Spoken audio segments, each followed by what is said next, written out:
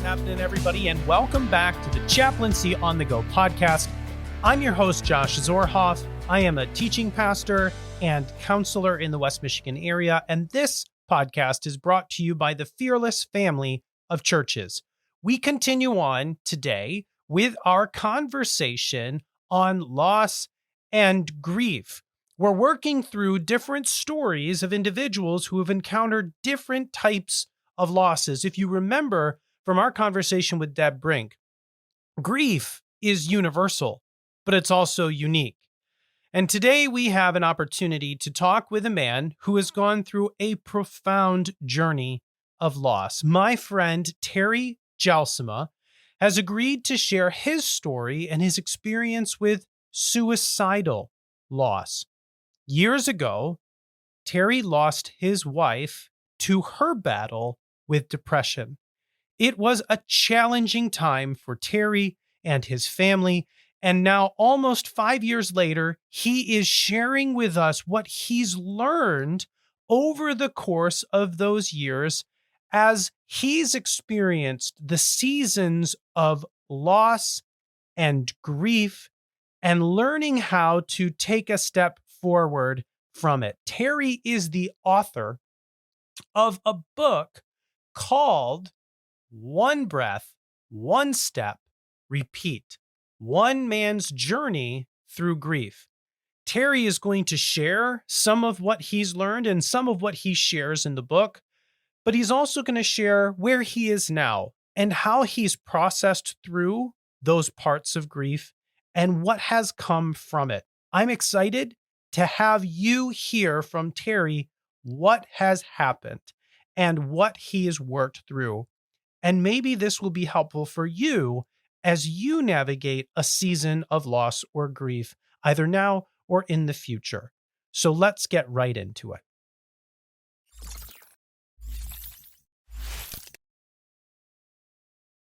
Well, here we are. I've got Terry Jelsema with us, and Terry is a friend of mine, and we've known each other for a long time, and we share a journey together. It's his journey, and I've been able to be a part of it for a season.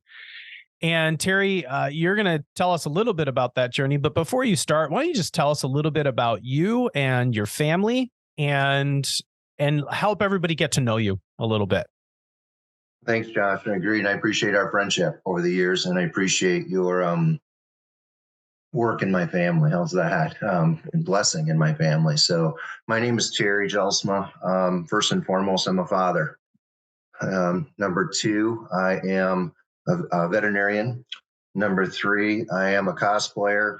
Go Star Wars. Number four, I am a man becoming. A man who is constantly changing, refining, and moving forward in life. And so that's sort of the baseline of my definition of myself. And how many kids do you have, Terry? Yeah, so it's I have 7 children. So the oldest is currently 33, 31, 29, 27, 2 18-year-olds, and a 14-year-old. So busy man. We have our moments. And if I understand, your daughter just recently got married. That's correct. Yeah, my daughter just got married. My other son just graduated from vet school, and he's working with me. So it's life is exciting, and it's always moving, right? It's always changing. Always moving, always changing. And before we dive into grief and loss, I'd be remiss if I didn't ask you this. If you could have any Jedi's lightsaber, which one would it be? Of course, it'd have to be the Dark Lord, Darth Vader. Vader's saber. Yes. Vader's saber. Yes. Perfect. Sorry, I'm on the dark side. I'm Darth Vader. I'm a stormtrooper. I'm a short trooper in the cosplay group. But here it goes. We were bad guys doing great things. You know what? That's totally fine. I want to just share with you something personal that a few years ago, a friend of mine gave me a lightsaber, an actual, Disney Star Wars Edge lightsaber, and it's Mace Windu's, because who doesn't want a purple lightsaber? That's cool. True. And it was so cool that my wife said I couldn't put it up in the office just because, it needs to be on display somewhere in our home, but she said I couldn't put it in the living room. So she let me put it in the bedroom. It is Wow. mounted. It is mounted to the wall in the bedroom, Terry. So Christy's amazing. she's Amazing a, woman. she's an amazing woman. Yeah. And I'm going to dive right in here and talk about an amazing woman that was gone too soon. Yeah. And I'm talking about Marlis. And I think that just kind of kicks us off into the journey of really depression and where it can lead and how that's impacted your journey and your story. And I'm going to let you take it from there. Tell us a little bit about that journey. Yeah. I'll take you back to July 12th, 2019. It's a beautiful sunny morning. I remember the weather as crisp in my mind as ever. And woke up that morning. Marlis got out of bed, gave me a hug, and said, "I love you. I'm looking forward to the weekend with you. We're going to have a great weekend." 4 hours later, I found her, and she was gone. She died by suicide. And I believe that was most likely due to chronic anxiety and depression. And I had experienced I had flavors of that depression, or let me use this word, sort of a crescendoing depression. It was deep and it was dark and it was long and it was like a valley that she just seemed that she could not get herself out of. The way she talked changed, her emotions. And again, you're a clinical therapist, you get this. I mean, it's like she was wearing just a heavy, wet coat, and on her mind, not on her body, but her mind, where her lenses, everything she looked at was dark and sad, and it claimed her. It claimed her, and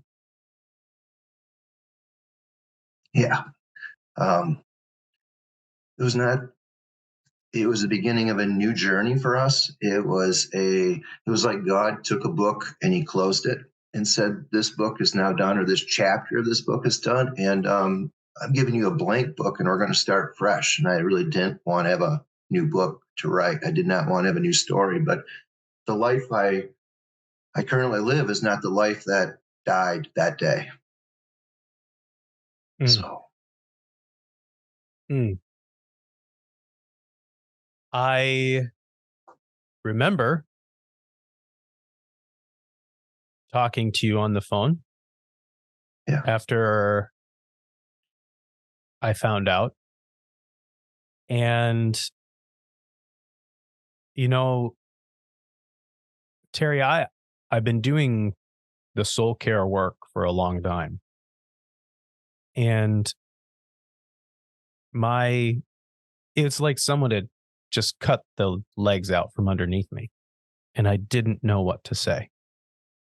And honestly, I still don't. And you know what? I'm a person who's faced mortality, or the mortality of Marlis, my wife, spouse. And most days I don't know what to say either, because grief is so unique. It's so individualized.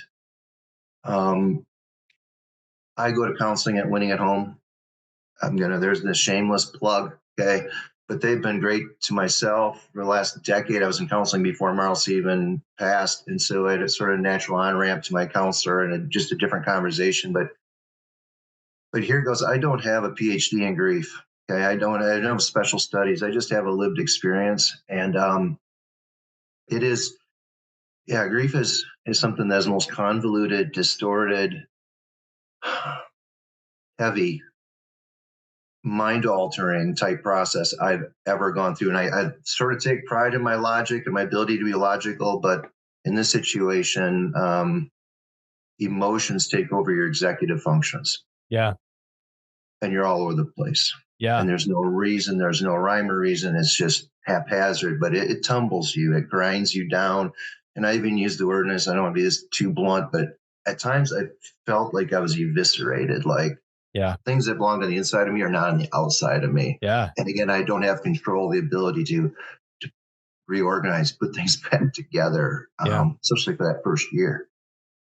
So I'm listening right now to Kurt Thompson. I don't know if you're familiar with his work at all, but he wrote a book on shame, the soul of shame, and he's also written a book called The Soul of Desire, and that talks about our desire for beauty, but when trauma and grief enter into our life, it forces us into kind of a shame spiral, and it actually moves our right brain to our left brain kind of functioning, and it makes it so we can't connect to other people. It actually, when we're in grief and when we're in loss and when we have this shame response, which is this internal story that we tell ourselves, it actually forces us into a place where other people are enemies and we can't connect.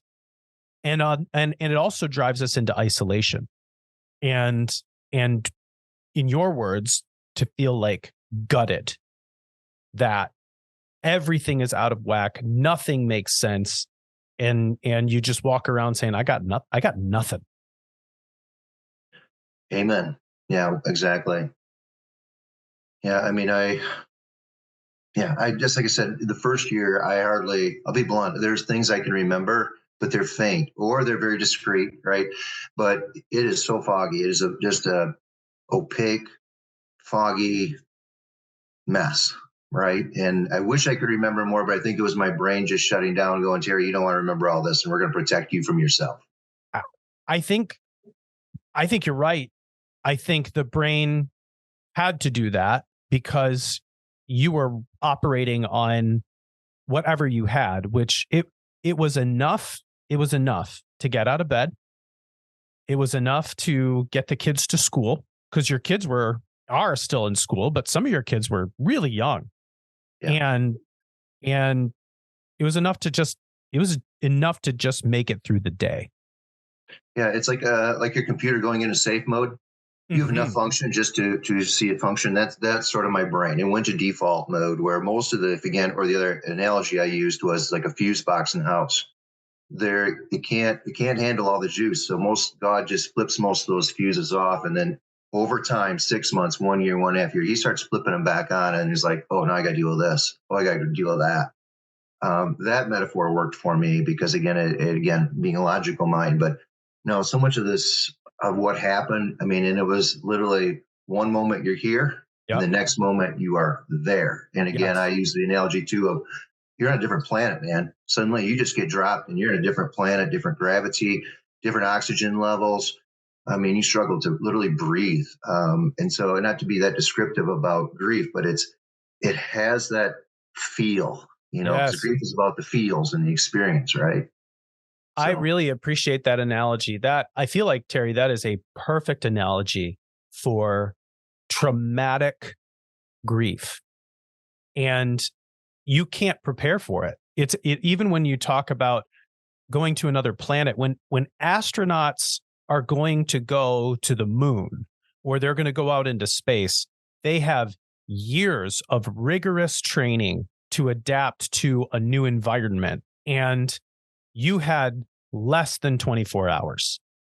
yeah. And there's nothing that can prepare you for that, on top of the loss, which was substantial, life shifting. You also had the trauma It's a good of point. I appreciate you finding bringing it her. up. Yeah, and I appreciate you bringing that up because, again, I can only speak my life experience from suicidal loss.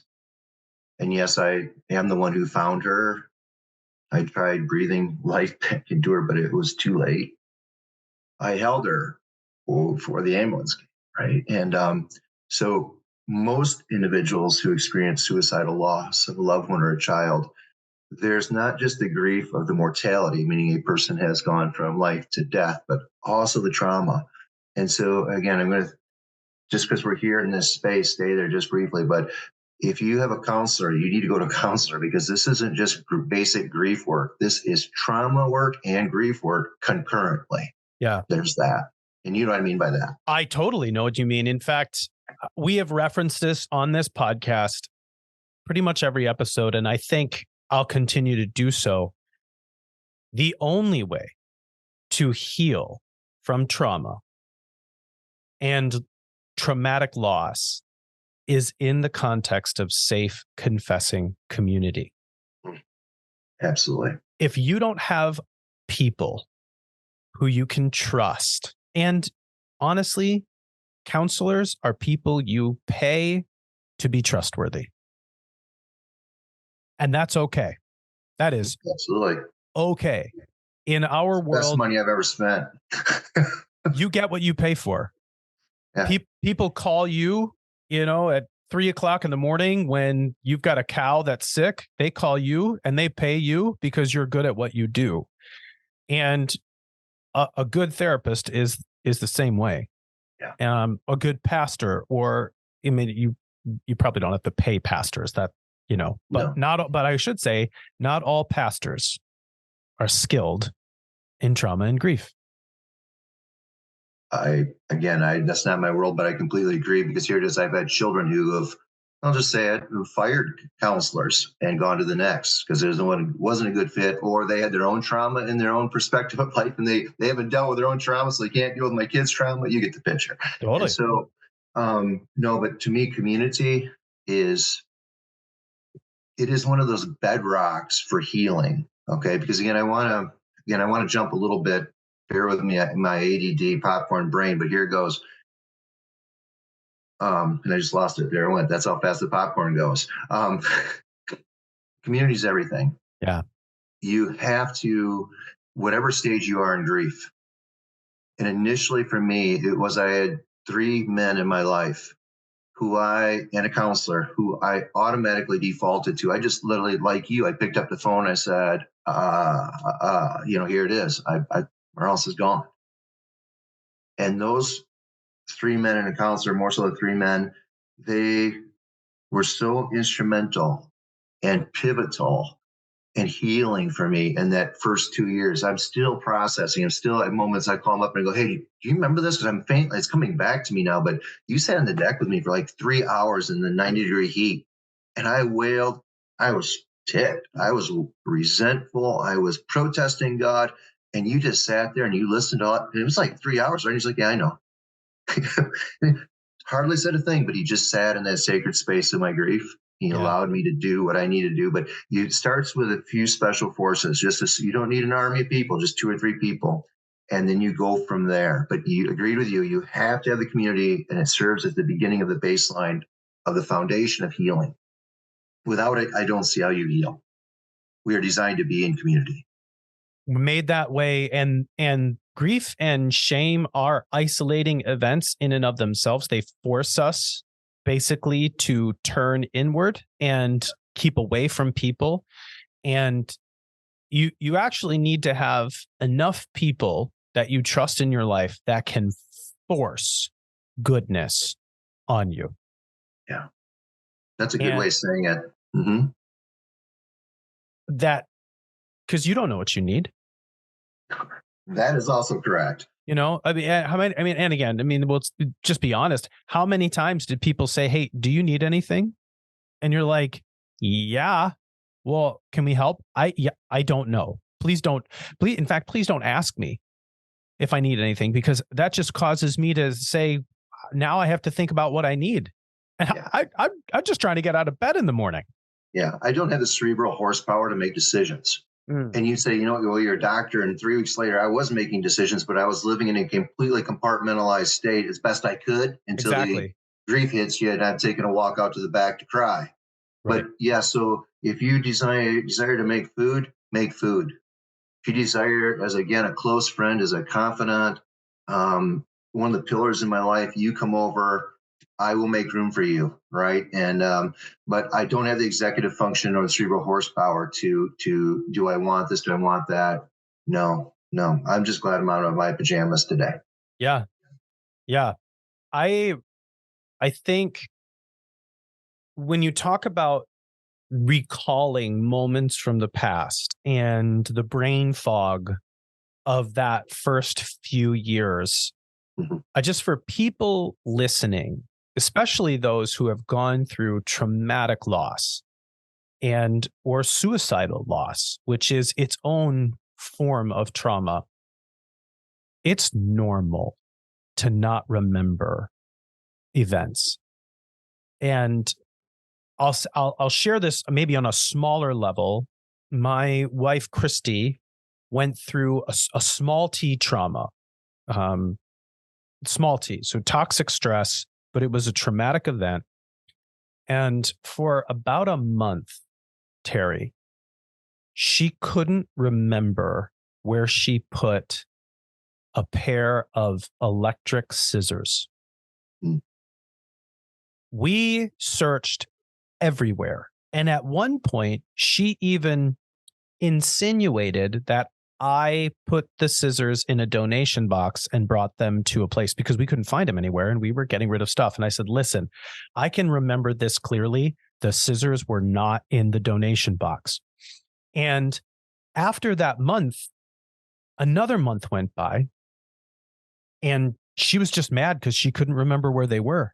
And you know what I did? I went out and bought 2 more pairs of electric scissors just because I'm like, listen, if these are so important to you, we'll get them. And then she was mad because she says, if we find them, now we're going to have 4 pairs of scissors or whatever. And we don't need that many scissors. And I said, listen, if we find them, then we'll just either sell these or we'll give them away or whatever. But it's last week, we were downstairs in the basement looking for something else. And there were 2 boxes of scissors. It had almost 3 months. And she said to me, well, she said a swear word. I can't say it here because there may be children listening, but she said a swear word. And then she said, I don't even remember putting these here. And that I'm telling you, that was a little T trauma. And it was enough to effectively erase the memory forever, because she still doesn't remember putting them there. Mm-hmm. What happens in toxic stress and trauma is that our brain goes to doing and stops thinking. And I really appreciate the metaphor of the fuse box. I don't know if your counselor gave that to you or you came up on your own with that, but that's exactly what happens. And if you are struggling to remember or struggling to think, or you're in a brain fog and that's okay. That's okay. I think when I think about, and I want to get to your book a little bit, but one breath, one step, repeat. That's enough. It is enough that you get out of bed. It is enough that you move forward. It is enough that you figure out how to go. And if you have an external or an internal pressure to do more than what you're capable of, that is not of God. Yeah, I think the memory thing, correct. And here's the other thing, I'm going to seg on that best I can. I think it's taken me years to learn self-compassion and to sit there and go, hey, you know what? Yep, tonight you made 2 dinners, one in the microwave, one in the oven. And 10 minutes later, you realize that you're committed to making 2 dinners and you were, it was just that boom, boom. And the kids look at you like, what the world? But you're correct. I think it's in the first year, you have to, and again, I know it sounds so difficult and almost impossible, but you have to start learning to be gentle on yourself, because remember, if I were to approach you, Josh, with a loss, how would I approach you? With kindness, gentleness, and grace. Then why won't I do that to myself? But I am most critical of myself, right? And so it's taking this Dutchman years to learn to go, hey, you know what? It's all right. You couldn't find your glasses because they're on the top of your head. It's like, just be kind to yourself, because there will be moments. And you know what? It's all right. It's part of that curve. It's Yeah. part of the dimension of grief. From again, you got to remember you're starting a whole new life story. Again, whether your mother died, your child died, your spouse died, you are starting a new chapter. And as the book closes, I think that's part of grief's job, if I may. And why God created was to get us from point A to point B. Okay. And that navigational journey is unique for each of us, but it is a journey. But yeah, again, please, as a listener, please be kind to yourself.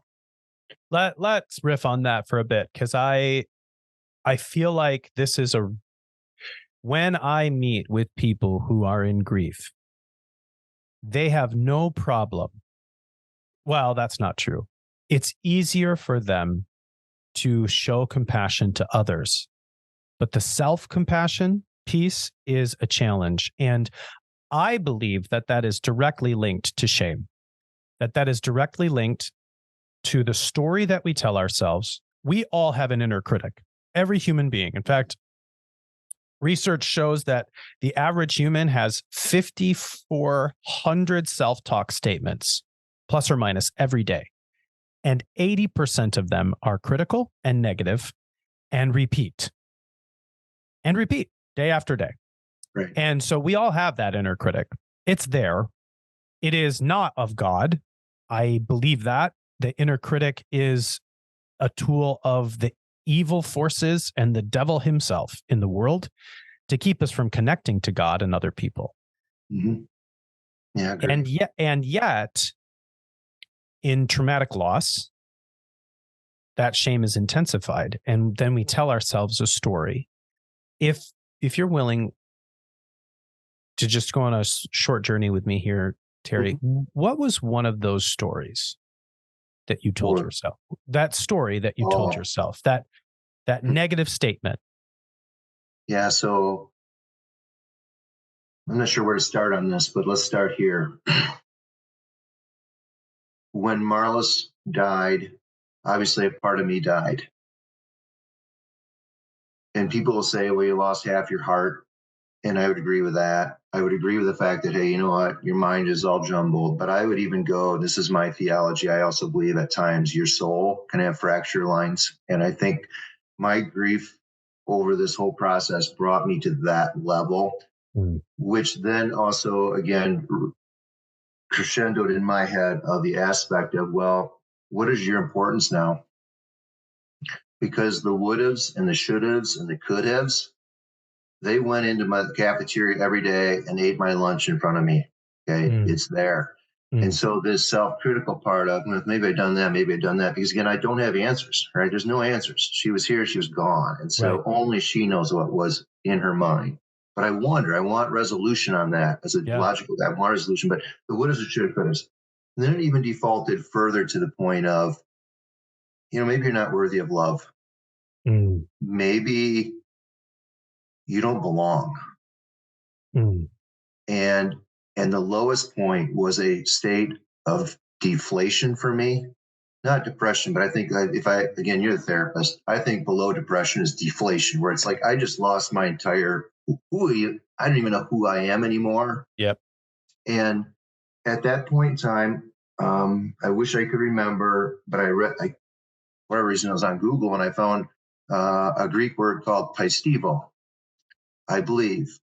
And much like you, I got a matching tattoo on my forearm, much like you do. A little different, obviously. But anyway, it's there and it's pistevo. It's in Greek. And it basically says, I believe in God. I believe in heaven. I believe that Marlis is there. I believe I have purpose. I believe I have value. I believe I belong. And you know how long it has taken me to be able to add that last statement to this?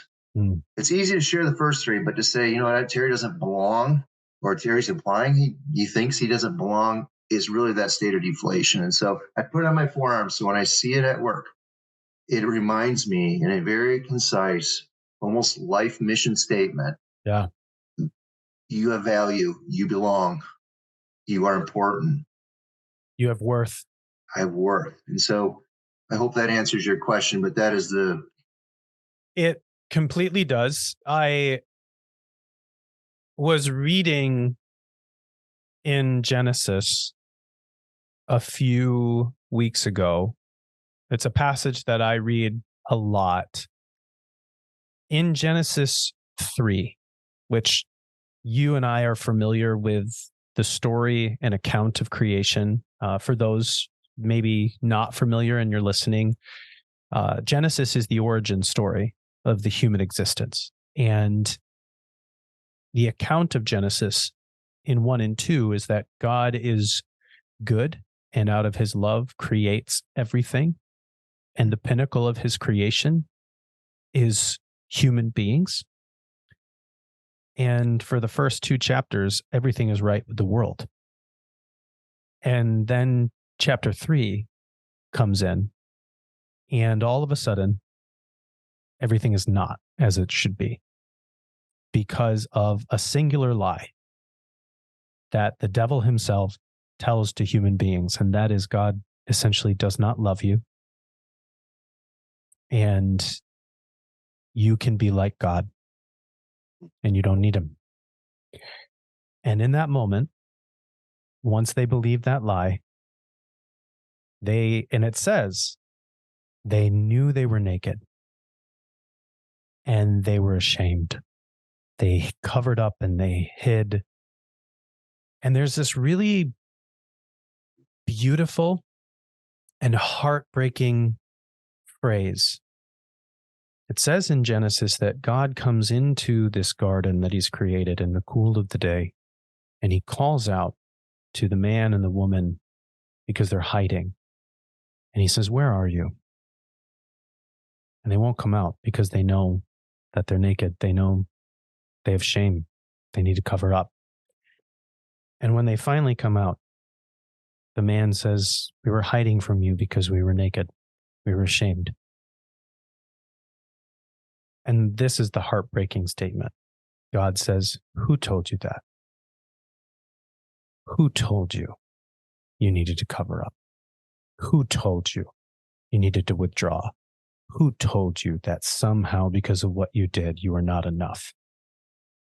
And I think one of the questions that I ask people a lot when they're in that shame story, or that story of I'm not enough, or I'm not good enough, or I don't belong, or I could have, or I should have, or I would have, I ask, well, who told you that? Did you tell you that? I don't, God didn't. God doesn't do that. And I appreciate your willingness to say, I had to start telling myself a new story that was true. So much so that I had to tattoo it on my arm so I wouldn't forget.